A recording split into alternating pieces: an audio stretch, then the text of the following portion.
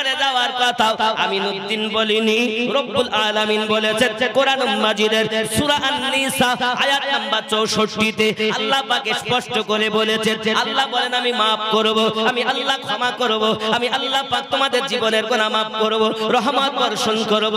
আমার হাবিব যদি তোমাদের পক্ষ থেকে আমি আল্লাহর কাছে সুপারিশ করে যুবকরে এখনো এক শ্রেণীর মানুষ রাসূল পাকের দরবারে যাওয়াকে বেদাত ও শিরকের ফতোয়া দেয়। যুবক, আল্লাহ পাকের কোরআন আমরা মানি।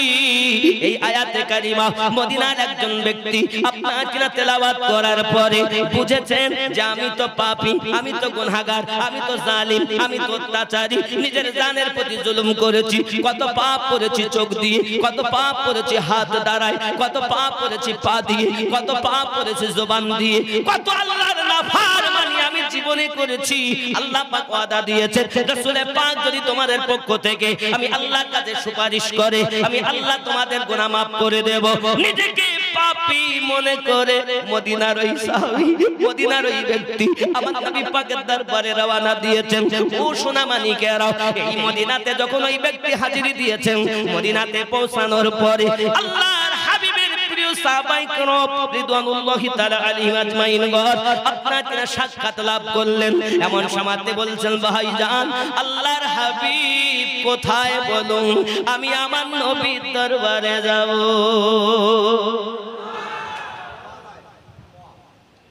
বলছেন সাহাবী রাসূল এই কথাটি শুনে কেঁদে দিয়েছেন।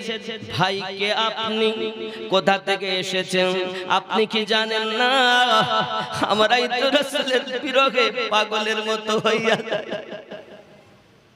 আজ কিছুদিন হলো প্রিয় নবীজি দয়ার রাসূল আমাদের থেকে আমার রাসূল দুনিয়া থেকে পর্দায় চলে গেছেন, ইন্তেকাল করে গেছেন। ও সোনা মানিকেরা, সাহাবী রাসূল কান্না শুরু করে দিয়েছেন। নবী কোথায় জিজ্ঞাসা করো, কেমন করে তোমাকে আমি বলবো আমার নবী মরেননি, আমার নবী তো জিন্দা নবী। তোমরা মানো আর নাই বা মানো, নবী আমার জানের থেকে নিকটে আছে।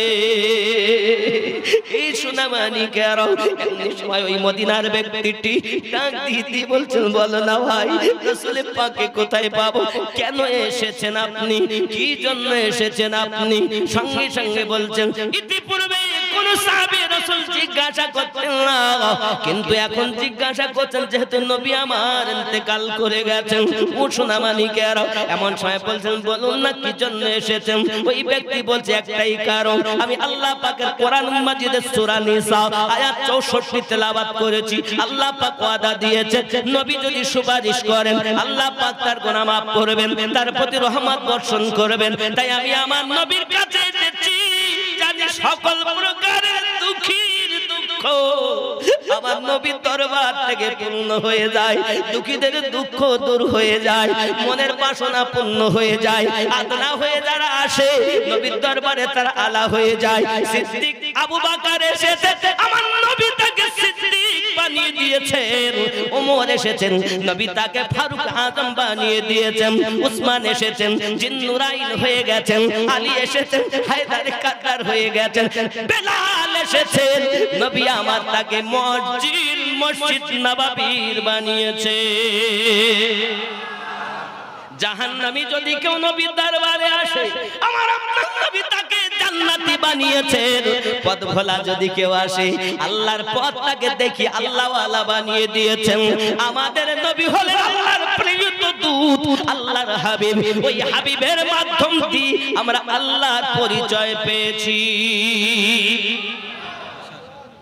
এই জন্য তো আমরা বাংলা বলি আল্লাহর নবী ছাড়া খোদা পাবি না রে দিওয়ানা, আল্লাহর নবী ছাড়া খোদা পাবি না।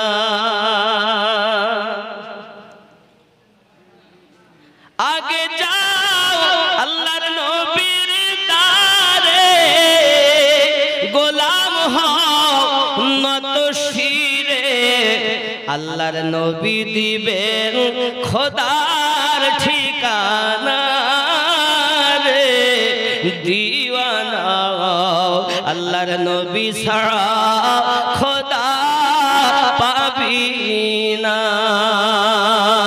জোরে বলো দুনিয়া চাই আল্লাহকে রাজি আল্লাহ চাই নবীকে রাজি এ ভেদে তত্ত্ব বোঝা যাবে না রে দিওয়ানা আল্লাহর নবী ছাড়া খোদা পাবি না জোরে বলে ডাইরেক্ট আল্লাহ আল্লাহ করবো তো আল্লাহ পাবো না কেন ডাইরেক্ট ডাকলে আল্লাহ পাবো না পাবো না আল্লাহকে ডাকবে নামাজ পড়বো রোজা রাখবো হজ করবো সব হয়ে যাবে নবী নবী করতে হবে কেন আমি বলিনি আল্লাহ বলছেন কোরআনুল মাজিদ সূরা আল ইমরান আয়াত নাম্বার 31 আল্লাহ পাক বলেন বিসমিল্লাহির রহমানির রহিম কুল বলে দিন ইন কুনতুম তুহিব্বুনাল্লাহ কেউ যদি আমি আল্লাহকে ভালোবাসতে চায় ফাত্তাবিউনি তারা যেন আপনার অনুসরণ করে অনুকরণ করে আমি আপনার অনুসরণ করা আল্লাহ জরুরি করে দিয়েছে আয় আল্লাহ নবীর অনুসরণ করলে আপনি কি দিবেন আল্লাহ পাক বলছেন ওয়া ইয়াগফিরু লাকুম যুনুবাকুম আমি আল্লাহ তাকে maaf করে দেব আল্লাহ আর কি দিবেন আল্লাহ পাক বলে শুধু maaf করব না আর কি করব জানো শুনে রাখো আমি আল্লাহ পাক তার কত দয়া করব শোনো ওয়া ইয়াগফিরু লাকুম আমি আল্লাহ তাকে maaf দিয়ে দিব আর কি আল্লাহ পাক আল্লাহ তাআলা বলেছেন আমি আল্লাহ তাকে mohabbat করব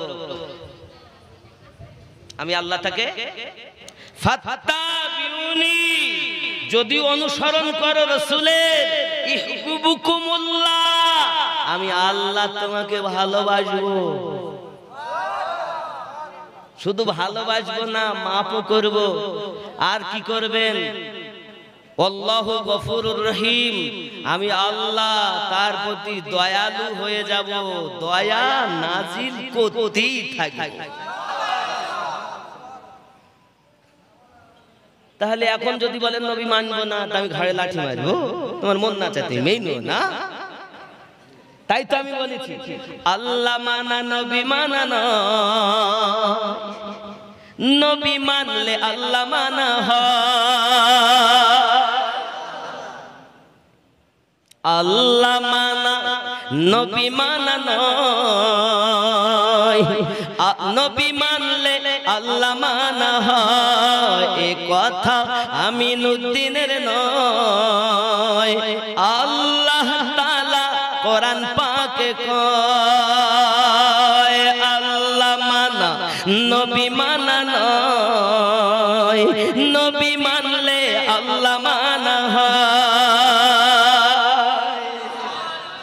ঠিক নেই কোথাও কোরআন মাজিদে নেই যে আল্লাহ মানলে নবীকে মানা হবে কিন্তু একাধিক আয়াতে আল্লাহ পাক বলেছেন মাইয়াতিউর রাসূলা ফাকাদ আতা আল্লাহ যে রাসূলের কি पैरवी করলো মান মেনে নিল সে আল্লাহকে মেনে নিল আয় আল্লাহ শুধু এইটুকু বলতে চান না নবীর হাতে বায়াত আমি আল্লাহর হাতে বায়াত কোরআন মাজিদ সূরা আল ফাতহ আয়াত নাম্বার 10 আল্লাহ পাক বলেন ইন্নাল্লাযীনা ইউবাইউনাকা ইন্নামা ইউবাইউনাল্লাহ ইয়াদুল্লাহি ফাওকা আইদিহিম নিশ্চয় যে বাজাহারা নবী আপনার কাছে বায়াত গ্রহণ করেছে তারা আমি আল্লাহর কাছে বায়াত গ্রহণ করেছে আপনার হাতের উপরে আমি আল্লাহর কুদরতি হাত জাহিরে রাসূলের হাত হাকিকাতে ওটাই আল্লাহর হাত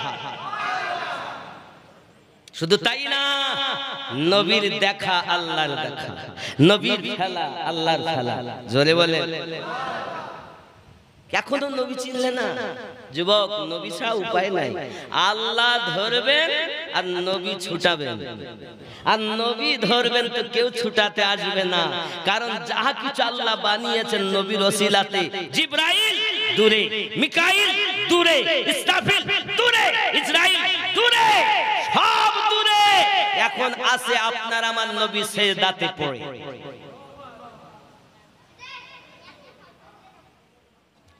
আহা হাসরের ময়দানে নবী থাকিবেন সিজদায়, আমার এতিম উম্মত যেন জান্নাত পেয়ে যায়। নাকি কেন সিজদা দিলেন? আমরা একবারও সিজদা দিতে চাই না। নামাজের কথা বললে আমাদের ভালো লাগে না, রোজার কথা বললে ভালো লাগে না। যুবকরা, সোনা মানিকেরা, আমার দরুদি নবী সাল্লাল্লাহু আলাইহি ওয়াসাল্লাম একদা এসেছেন। আম্মা আয়েশা রাদিয়াল্লাহু তাআলা আনহা বলেন, আমার রাসূলের পাককে দেখলাম, হঠাৎ করে তিনি আমার হুজরাতে আসলেন। আসার পরে জায়নামাজের পাটি পেতে নিলেন, পেতে নিয়ে নবী আমার দাঁড়িয়ে গেলেন। প্রিয় নবী নামাজের নিয়ত করে দাঁড়িয়েছেন, রাসূল আমার নামাজের নিয়ত করে দাঁড়িয়েছেন।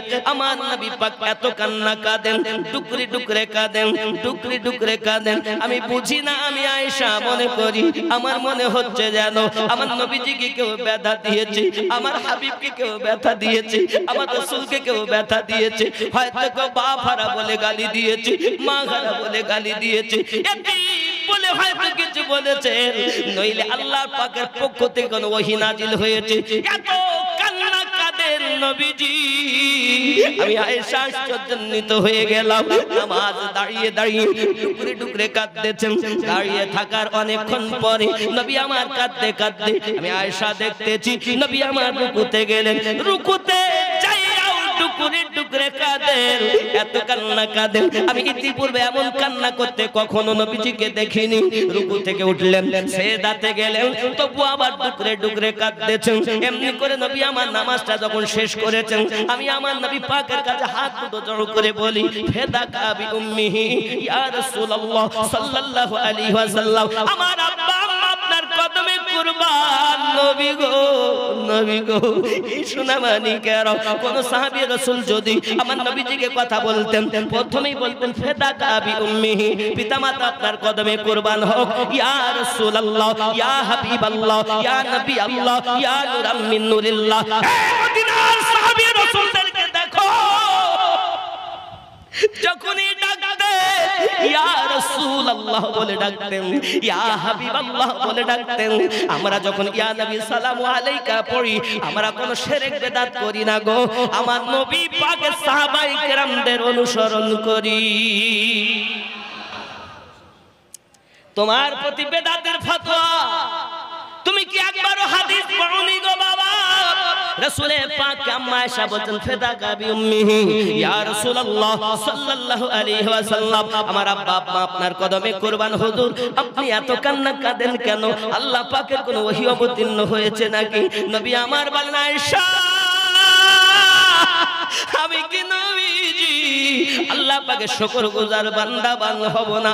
আমি নবী এই জন্য নামাজ আদায় করি, আমি আল্লাহর শুকরিয়া আদায় করি। আমি বুঝাতে চাই বাবা, ওগো আমার মা খালা, শুনে নেন, রাতের বেলা দয়া রাসূল যদি নামাজের ভিতরে এমন করে কাঁদেন, আমাদের তাহলে কেমন নামাজ পড়তে হবে, আমাদেরকে কেমন কাঁদতে হবে?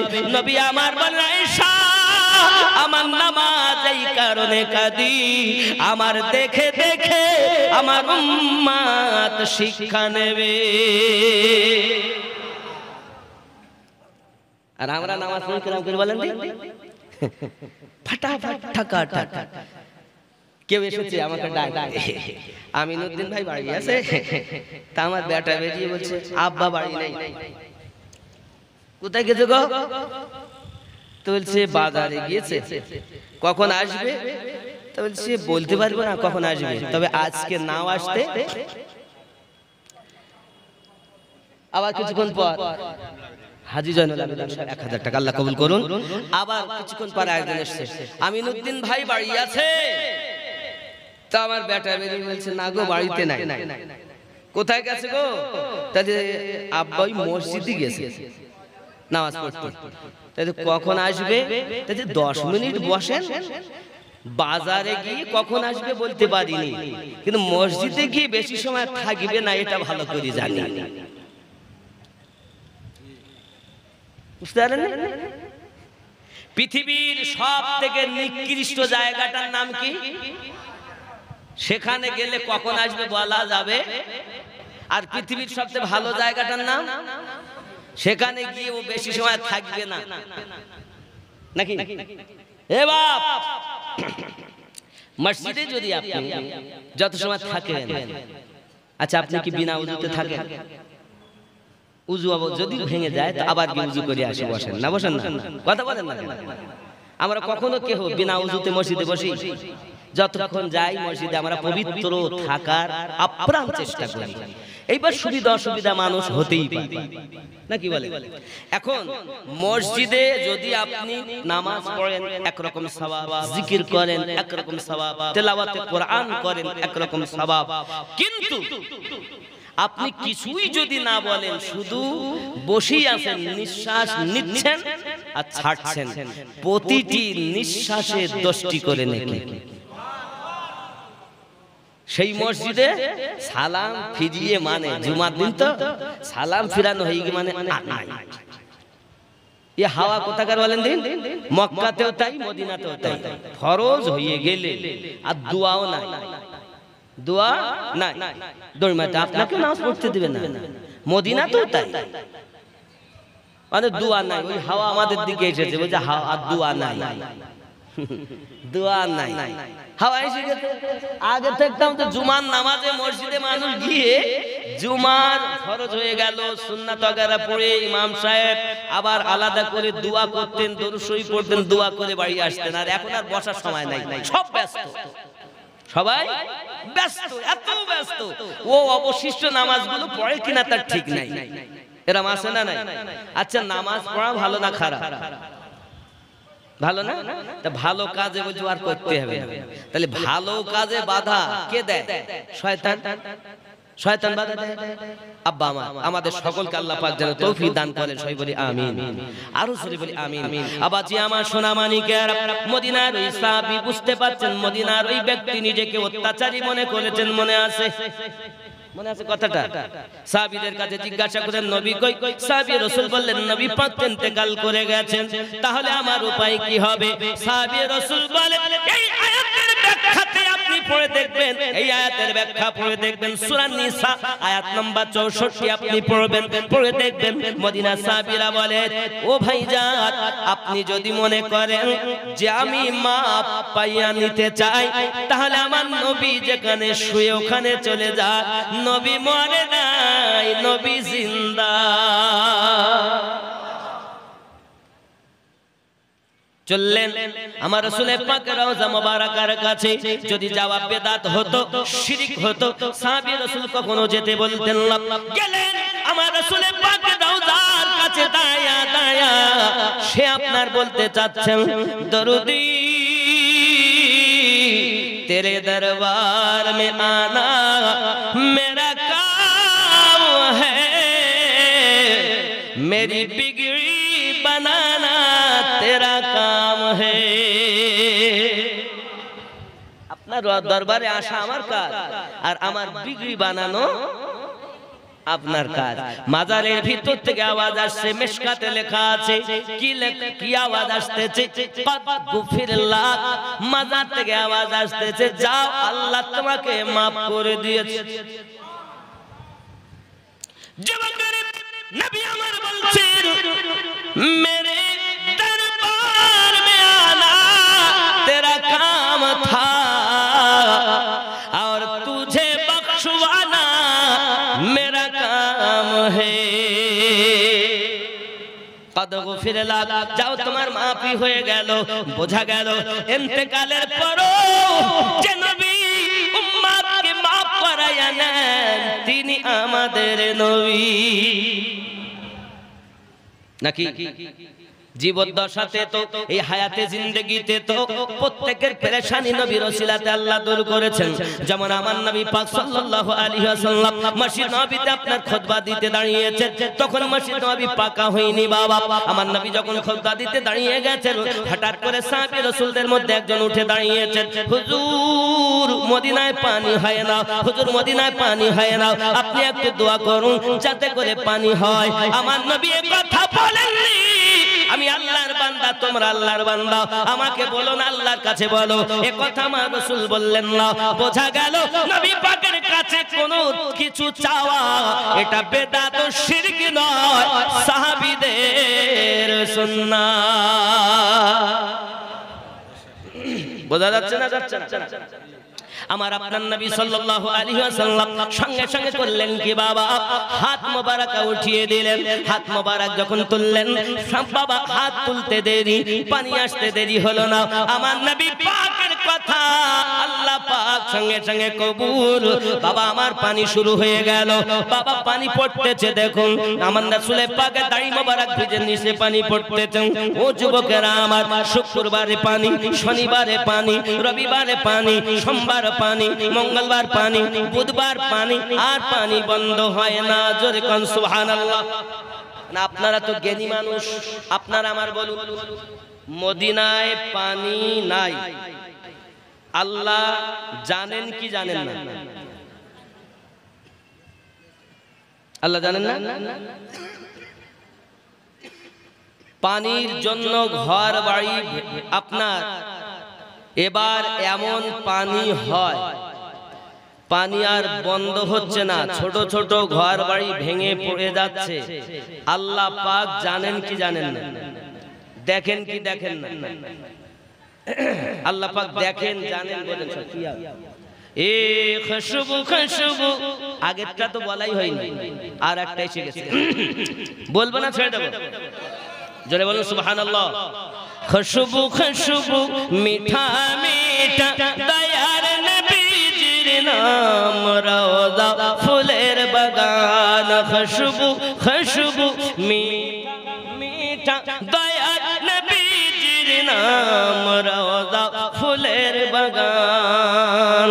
ধান গড়ার অলি গলিতে, ধান গড়ার অলি গলিতে কতই না ধুমধাম, রওজা ফুলের বাগান। জোরে বলুন আল্লাহ আল্লাহ। নূর তাজাল্লা চমকায় পিয়ার গলিতে, দয়ার নবীজির গলিতে। আল্লাহ আল্লাহ। নূর তাজাল্লা চমকায় পিয়ার গলিতে, গৌসে আজম গলিতে। আল্লাহ আল্লাহ। নূর তাজাল্লা চমকায় পিয়ার গলিতে, ধান গড়ার ওই গলিতে। বজমে নুরানি রাত নুরানি,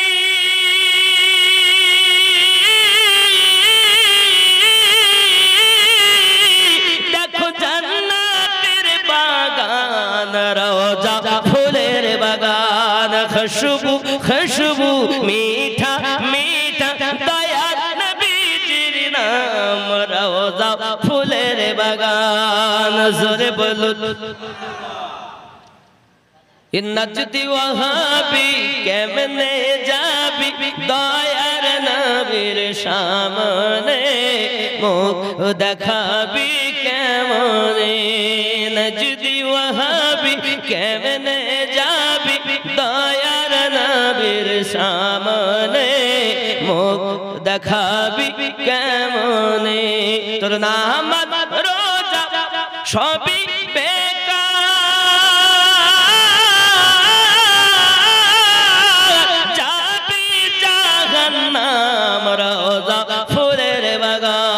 খুশবু খুশবু মিঠা মিঠা দয়ার নবীজির নাম, রওজা ফুলের বাগান। ধান গাড়ার অলি গলিতে, ধান গাড়ার অলি গলিতে কতই না ধুমধাম, রওজা দুলহা আমার গাউস পিয়া বারাতি সকল শ্রোতাগণ বইসে রে খুশি ঝড় তুফান দুলহা আমার খাজা পিয়া বারাতি সকল শ্রোতাগণ বইসে রে খুশি ঝড় তুফান জোরে বলো দুলহা মানে কি সত্যি তো বর হ্যাঁ বর হবে কিয়ামতের দিন অনেকে বলে কি করে দুলা হলো তাহলে কোরআন শরীফে প্রমাণ করতে হবে কোরআন শরীফ সূরা বনি ইসরাঈল আয়াত নাম্বার 71 জোরে বলেন না সুবহানাল্লাহ এই আয়াতে কি আছে বিসমিল্লাহির রহমানির রহিম ইয়াউমা নাদউ কুল্লা উনাসিম বিইমামিহি স্মরণ করো ওই দিনের কথা যেদিন আল্লাহ পাক প্রত্যেক কওমকে তার ইমামের সঙ্গে ডাক দিবেন ইমামের ব্যাখ্যাতে তাফসীরকারগণ লিখছেন দুনিয়ায় যে আপনার পথ প্রদর্শক ছিল দুনিয়ায় যে আপনার ও চা রয়েছে একটু দরুদ আল্লাহ চা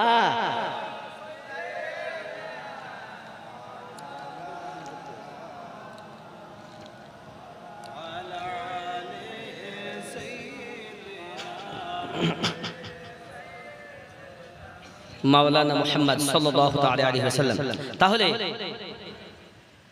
এই পথ প্রদর্শককে আল্লাহ পাক রব্বুল ইজ্জাত কোরআনুল মাজিদ সূরা আল কাহাফ আয়াত নাম্বার 17 তে আল্লাহ স্পষ্ট করেন বিসমিল্লাহির রহমানির রহিম মাই ইয়াহদিল্লাহু ফাহুয়াল মুহতাদি আমি আল্লাহ যাদের হেদায়েত দান করি তারা হেদায়েত প্রাপ্ত হয় ওয়া মাই ইউদলিল আমি আল্লাহ যাদের পথ ভ্রষ্ট করি ফালান তাজিদা লাহু ওয়ালিয়াম মুরশিদা পথ প্রদর্শক হিসাবে আউলিয়াকে বন্ধু রূপে পাবে না আউলিয়াকে মুর্শিদ রূপে পাবে না তাহলে বোঝা গেল যারা মুর্শিদ আউলিয়াকে পথ প্রদর্শক হিসাবে পেয়েছে তারা আল্লাহর কোরআন অনুযায়ী হেদায়েত পেয়ে গেছে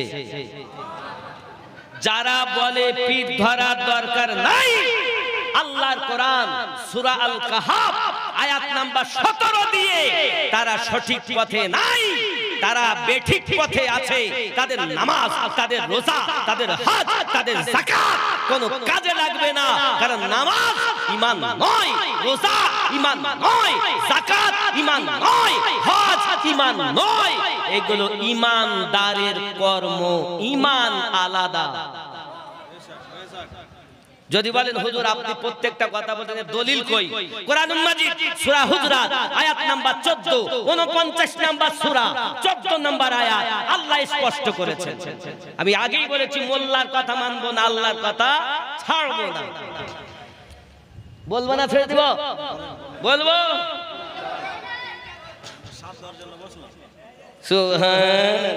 আমাকে যদি টাইম দিবেন তা আগে দেননি কেন আমি আগেই বলেছি আমার টাইম ডায়েরিতে লেখা 9টা 11টা 9টা 11টা বুঝতে গেছেন আমি উঠেছি কটা আমার নামার টাইমে প্রায় উঠতেছি আচ্ছা আমার দাওয়াত দিয়েছেন কত তারিখে 22 তারিখ আজ আর এখন আর 22 তারিখ আছে আছে আর আছে 22 তারিখে দাওয়াতে 23 তারিখে জলসা করতেছি আরে বুঝতে পারতেছেন কি অবস্থা রাগ করছেন না রাগ করেননি তো তাহলে আমরা আল্লাহর কোরআন ছাড়বো মোল্লার কথা মানবো মোল্লার কথাটা যদি কোরআন ও হাদিস মোতাবেক হয় মানতে বাধ্য আর যদি কোরআন ও হাদিসের বিপক্ষে হয় মানবো চলুন কোরআনুল মাজিদ 49 নাম্বার সূরা সূরাটির নাম সূরা হুজরাত আয়াত নাম্বার 14 আল্লাহ পাক বলেন বিসমিল্লাহির রহমানির রহিম ক্বালাতিল আ'রাবু আমান্না আরবের কিছু মানুষ এসে বলল আমরা ঈমান এনেছি মানে ঠেলার নাম বাবাজি মক্কা যখন বিজয় হয়ে গেল তখন দেখছে আর তো উপায় নাই এখন সব দাড়ি রেখেছে পাগড়ি জুব্বা আবু জাহেলের মুখে দাড়ি ছিল না? ছাগলের মুখেও দাড়ি আছে না? সব দাড়ি কি এক?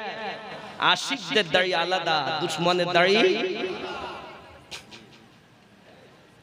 দাড়ি মানি আমার না, জুব্বাওয়ালা মানি সে সঠিক না, নামাজ পড়ে মানি সঠিক না। এই নামাজ দুশমনেরাও পড়ে, হজ দুশমনেরাও করে, চিনে নিতে। যুবক, আরবের কিছু মানুষ এসে বলল আমরা ঈমান নিয়ে এসেছি। আল্লাহ পাক বলছেন কুল্লাম তুমিনু ওয়ালাকিন, নবী আপনি বলে দিন যেহেতু ওরা প্রকাশ্য হুকুম পালন করে, দাড়ি রেখেছে, টুপি মাথায় দিয়েছে, জুব্বা গায়ে দিয়েছে, নামাজ পড়তেছে, রোজা রাখতেছে, হজ করছে, যাকাত দিচ্ছে, সুন্দর নাম রেখেছে, আমি নবীর পিছনে ওরা ইক্তেদা করে নামাজ পড়তেছে, আল্লাহ ঘোষণা দিচ্ছেন কুল্লাম তুমিনু ওয়ালাকিন, যেহেতু তারা প্রকাশ্য হুকুম পালন করে এই জন্য ওরা দাবি করতে পারে কি, যেহেতু নামাজ পড়ে, রোজা রাখে, তাই তারা কি দাবি করবে? কুলু আসলামনা, আমরা মুসলমান সেজেছি। আল্লাহ পাক বলছেন ওয়ালাম্মা ইয়াদখুলিল ঈমানু ফি কুলুবিকুম, জেনে রাখো বিন্দু মাত্র ঈমান তাদের অন্তরে প্রবেশ করেনি।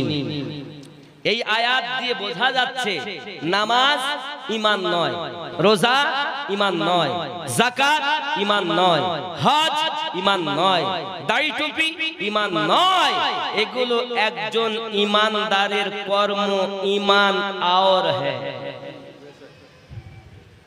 কারণ আল্লাহ নামাজ পড়তে বলেছেন ঈমানদারকে, রোজা রাখতে বলেছেন ঈমানদারকে, হজ করতে বলেছেন ঈমানদারকে, নাকি? নামাজ কি আল্লাহ পাক মুসলমানকে বলেছেন? ঈমানদারকে নামাজ পড়তে বলেছেন। এক জায়গাতে লেখা নেই যে ওয়াকিমুস ইয়া আইয়ুহান নাস ওয়াকিমুস সালাহ, আয় মানব সম্প্রদায় তোমরা নামাজ আদায় করো। এও বলেননি ইয়া আইয়ুহাল মুসলিমুন ওয়াকিমুস সালাহ, আয় মুসলমান সম্প্রদায় তোমরা নামাজ কায়েম করো। আল্লাহ পাক বলেছেন ইয়া আইয়ুহাল্লাযীনা আমানু ওয়াকিমুস সালাহ, আয় ঈমানদার সম্প্রদায় তোমরা নামাজ কায়েম করো। তাহলে বোঝা যাচ্ছে নামাজ আদেশের কথা আল্লাহ যখন দিয়েছেন, হুকুমের কথা যখন বলেছেন, ঈমানদারকে বলেছেন, ঈমানদারিনীকে বলেছেন। নামাজ ঈমান নয়, রোজা ঈমান নয়, হজ ঈমান নয়, এগুলো ঈমানদারের কর্ম। ঈমান তাহলে কি? হোয়াট ইজ ইওর ঈমান? ঈমানের ডকুমেন্টস কি? ঈমানের সংখ্যা কি? ঈমান কাকে বলে? মুফতি সাহেব বলবেন ইনশাআল্লাহ, তারপরে আমি একটু স্যাম্পল উপমা দিয়ে যাচ্ছি, ইনশাআল্লাহ শুনতে পাবেন। বলবো সহিহ বুখারী কিতাবুল ঈমান হাদিস নাম্বার 15, আনাস বিন মালিক রাদিয়াল্লাহু তাআলা আনহু বলেন লা ইউমিনু আহাদুকুম হাত্তা আকুনা আহাব্বা ইলাইহি মিন ওয়ালিদিহি ওয়া ওয়ালাদিহি ওয়ান নাসি আজমাইন, হতে পারবে না তুমি ঈমানদার ততক্ষণ যত সময় তুমি তোমার অর্থের থেকে বেশি, তোমার সন্তান থেকে বেশি, পিতা মাতা থেকে বেশি, দুনিয়ার সমস্ত মানুষের থেকে বেশি নবীকে না ভালোবাসবে, তত সময় তুমি মুমিন হতে পারবে